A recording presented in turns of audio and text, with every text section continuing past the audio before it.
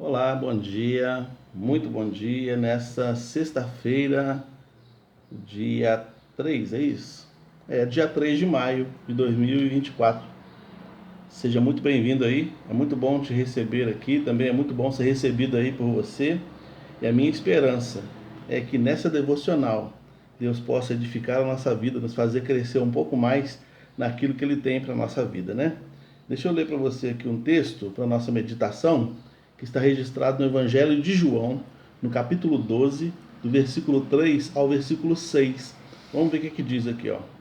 Então Maria, tomando um arrátel de unguento de nardo puro, de muito preço, ungiu os pés de Jesus e enxugou seus pés com seus cabelos. E encheu-se a casa do cheiro daquele unguento, daquele perfume, né?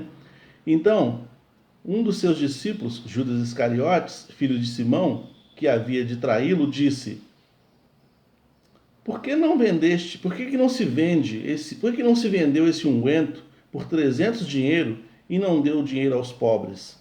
Ora, ele disse isso não pelo cuidado que tivesse dos pobres, mas porque era ladrão e tinha a bolsa e tirava o que ali era lançado. Muito bem. Aqui a gente tem um relato, um trecho, que tem a ver com um jantar feito na casa do Lázaro. E aqui fica muito claro que esse Lázaro não é o mesmo Lázaro de Lucas, capítulo 16. Né? O rico e Lázaro lá não é o mesmo Lázaro. O Lázaro lá de Lucas é pobre, era mendigo. O Lázaro aqui tinha um certo dinheiro. Tanto é que a irmã dele, Maria, pega um perfume que hoje estaria avaliado em mais de 14 mil reais. Ela pega esse perfume com valor de mais de 14 mil reais, quebra e joga, abre o vidro, né, e despeja em Jesus e vai secando com o cabelo. E aí o Judas, que estava ali, ele, um dos 12, né, ele era o tesoureiro do grupo, o homem que tomava conta do dinheiro do grupo, ele fica doido com aquilo. Ele fica doido com aquilo. Ele fala, por que não pegou esse perfume e vendeu, pegou o dinheiro e distribuiu para os pobres? Então, ali havia, na parte do Judas, uma dissimulação, havia ali uma intenção maligna, disfarçada de boa vontade, disfarçada de virtude. Né? A virtude de ajudar os pobres. Mas o pobre que ele queria ajudar era ele mesmo, porque o texto relata que ele era ladrão. Agora, vamos pensar um negócio aqui.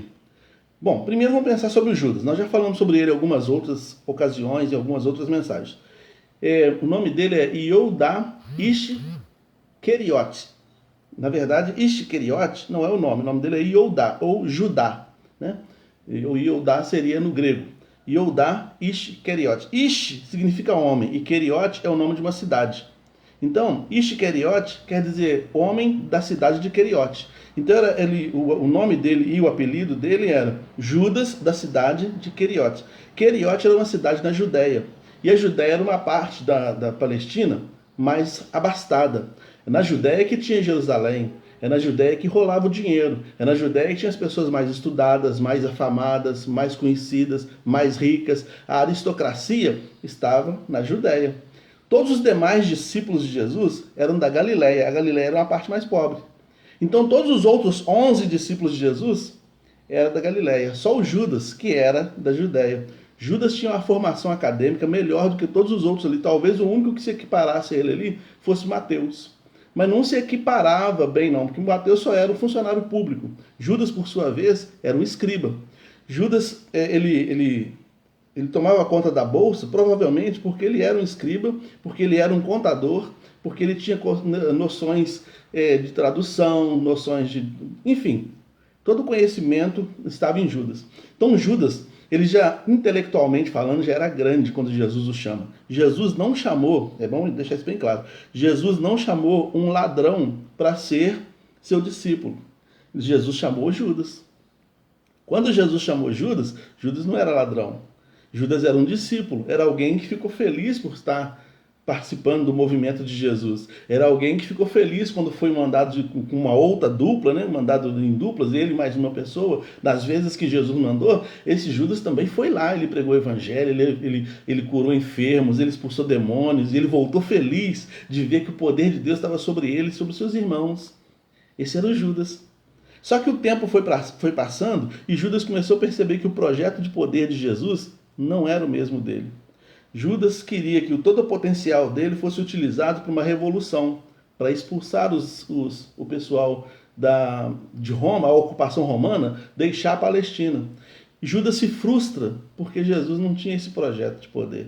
O projeto de poder de Jesus transcendia esse mundo. Jesus falava sobre o reino dos céus. E Judas não estava interessado nisso. Ele era um homem que tinha muita cultura, muito conhecimento, muito recurso para reservar tudo isso só para a eternidade. Ele queria usar tudo isso aqui. Então, decepcionado com Jesus e tendo ele a incumbência de ter a bolsa na mão, Judas começou então a programar seu próprio projeto de poder. Então ele pegava dinheiro, porque ele queria montar seu próprio projeto de poder. Ele vou tirar uma vantagem desse movimento. Já que esse movimento não vai me favorecer de alguma forma, eu não vou conseguir aquilo que eu realmente espero conseguir, então eu vou me favorecer de alguma maneira. E tanto é isso que foi detectado dos seus colegas. Lembra que eu falei que a aristocracia estava em Jerusalém? Então, Judas tinha contato com esse pessoal, com o sumo sacerdote. O pessoal que perseguia Jesus e os discípulos eram amigos de Judas, amigos secretos de Judas.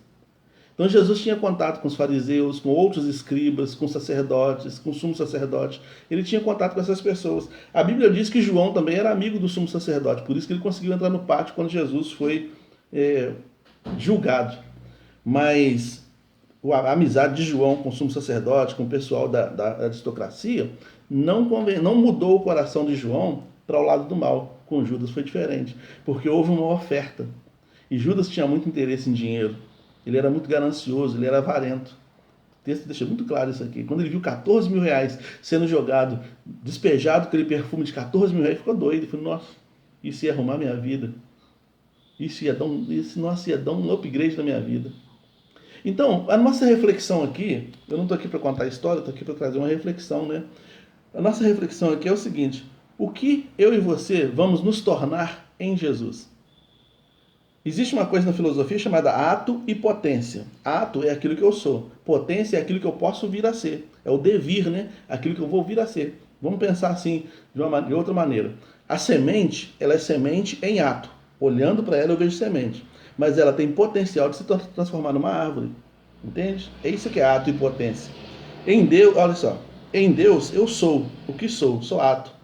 Mas com a presença do Espírito Santo em mim, com o upgrade de Deus em mim, eu posso me tornar algo muito maior. Entende? E o que eu vou fazer com esse algo muito maior? Jesus falou, vocês receberão poder ao vir sobre vós o Espírito Santo. O que eu vou fazer com esse poder? Muitos falsos profetas não começaram como falsos profetas, eram pessoas sinceras. Muitas pessoas hoje que estão na televisão, estão na internet, falando bobagem, pregando um falso evangelho, extorquindo o dinheiro das pessoas e fazendo um monte de coisa, uma falsa profecia, não começaram assim, começaram pessoas sinceras de fé, caminhando humildemente com o Senhor, mas foi crescendo, a igreja foi crescendo, o poder foi crescendo, o dinheiro foi chegando, o poder da influência foi crescendo, e em cima disso a pessoa, poxa, eu posso tirar uma vantagem disso, entendeu? E vão montando um império, amontoando um império em cima das pessoas. Esse era o projeto de poder de Judas. Então, a gente pode se tornar muita coisa em Deus. O que você vai se tornar? O que eu vou me tornar? A Bíblia fala assim, aviva a tua obra no meio do tempo. Por que no meio? Porque no início a gente tem uma pegada, uma disposição. No final a gente costuma ficar meio assim. Então no meio, aviva, faz de novo. Avivar significa trazer vida de novo. Então todo tempo a gente tem que pedir a Deus para avivar o nosso coração. Para que aquela fé lá do início permaneça. Para que a gente siga na mesma toada. Sabe? Para que o nosso coração não seja levado diante. A vida muda as pessoas. Tem pessoas que ganham, se o salário dobrar, foi promovida a gerente da empresa. Recebeu uma herança. Essa pessoa muda. Então é só potencializar um pouquinho. Se o coração da pessoa não for vigiado, ela vai mudar. É o que aconteceu com Judas. O texto de João foi escrito cerca de 50 anos depois do fato. Naquele momento ali, ninguém sabia que ele era ladrão. Mas como o texto foi escrito 50 anos depois, 50 anos já se contou muita coisa, já se falou muita coisa. Então o Judas era ladrão, gente. Como é que a gente não percebeu isso? Porque você acha que se Jesus soubesse que Judas era ladrão, do jeito que era ali, ele sabia que Jesus sabia que Judas estava se tornando uma pessoa perigosa. Mas certamente Jesus ia dar uma confrontada nele. E Jesus foi vendo Judas se transformando naquele cidadão humilde, um cidadão perigoso. Tão perigoso a ponto de vender Jesus. ganancioso, com muita ânsia por dinheiro. Mas ele também viu, Jesus também viu João se transformando em um homem doce. João tinha o apelido de filho de trovão. É João que pediu para descer fogo do céu, é João que queria mandar calar a boca de uma pessoa, é João que era todo... É ele e o seu irmão Tiago. É João que queria sentar do lado direito, o outro do lado esquerdo. É João que queria poder. Mas João vai se transformando num homem doce. E se transformou, pensou ser chamado de discípulo amado. Toda aquela arrogância de João abaixou. Né? Em Jesus ele se transformou numa pessoa melhor. Pedro, que era arrogante também, aquele negócio todo, se transformou num grande líder e humilde. Você vai ler as cartas de Pedro, escritas ali 30, 40 anos depois de tudo que aconteceu, você vai ver um Pedro menos arrogante, um Pedro que não tinha coragem mais de pegar a espada e cortar a orelha de ninguém. Né? Foi transformado. Você vê, por outro lado, Salomão, que começou humilde com Deus e se transformou num idólatra. Né? Por exemplo, você vai ver lá em Apocalipse 2,15, falando assim, ó, para a igreja de Pérgamo, né? Eu sei que você rejeita a doutrina dos nicolaítas. Nicolaítas, provavelmente, segundo alguns historiadores, nicolaítas é a doutrina de Nicolau. Nicolau foi chamado, se for Nicolau, mesmo Nicolau, é o Nicolau que foi chamado para ser um dos sete diáconos em Atos capítulo 6. Quer dizer, a igreja escolheu, deu poder ao Nicolau para que ele se tornasse de um membro comum a um diácono, e depois você tem a seita dos nicolaítas, que é contra a igreja, que conspira contra a igreja e trouxe um grande problema para a igreja de Pérgamo. Então as pessoas se transformam com poder, sabe? É só ganhar um salário melhor, é só ter comprar uma casa melhor, se a pessoa não tiver o coração em Deus, ela se transforma, ela muda, ela deixa de ser aquilo que ela é e se torna uma pessoa pior. Isso aconteceu com Judas, com Salomão, com Nicolau, com tantos outros, né? Mas tomara que não aconteça conosco, porque com João foi diferente, com Pedro foi diferente, né? Então, com muitas pessoas foi diferente, se transformaram em pessoas melhores. Então, fica a pergunta para mim e para você. Quanto tempo tem que você estar caminhando com Jesus? É a primeira pergunta. Segunda pergunta. Em que ele está conseguindo me transformar? Em que? Será que ele está me transformando numa pessoa melhor? Será que andar com Jesus está fazendo de mim um pai melhor, um esposo melhor, um pastor melhor, um irmão melhor, um crente melhor? Será que andar com Jesus está me transformando numa pessoa melhor ou está me transformando numa pessoa pior? Será que as coisas que a vida me oferece, as oportunidades que a vida me oferece, estão me transformando numa pessoa melhor ou numa pessoa pior? O que eu estou me transformando? Eu sou um ato e eu tenho essa potencialidade. Qual é? Que fruto que eu vou gerar, né? Então, não deixa a vida te mudar para mal, para pior, não. Se alguém for contar a sua história daqui a 50 anos, que não conte dessa maneira assim, fulano era tão bonzinho, mas no fim da vida... Quantas pessoas a gente vê no fim da vida? Recentemente eu vi aí um senhor de quase 70 anos que foi preso por pedofilia, abusando da netinha dele. Então o sujeito vive 70 anos bem, tudo certo, tudo tranquilo, e lá no final da vida ele se transforma em outra coisa. Então a gente tem que tomar cuidado, porque o inimigo está sempre disposto, está sempre querendo nos transformar em diferente daquilo que Deus quer. Enquanto o Espírito Santo quer sempre nos potencializar, nos transformar no melhor que a gente pode ser em Deus. Que essa transformação na minha vida e na sua vida, que está acontecendo e ela é inevitável, seja para a bênção. Né? Que a gente trabalhe e a gente vigie para que ela seja para a bênção. E toda vez que subir no nosso coração o desejo de descambar para cá ou para lá, que o Senhor nos traga de volta, que a gente traga a consciência de volta. A Bíblia fala sobre bom siso, né? A gente precisa ter bom siso, boa consciência para trazer de volta a nossa vida ao juízo perfeito e caminhar com o Senhor. Deus nos abençoe. Senhor, obrigado pela tua palavra.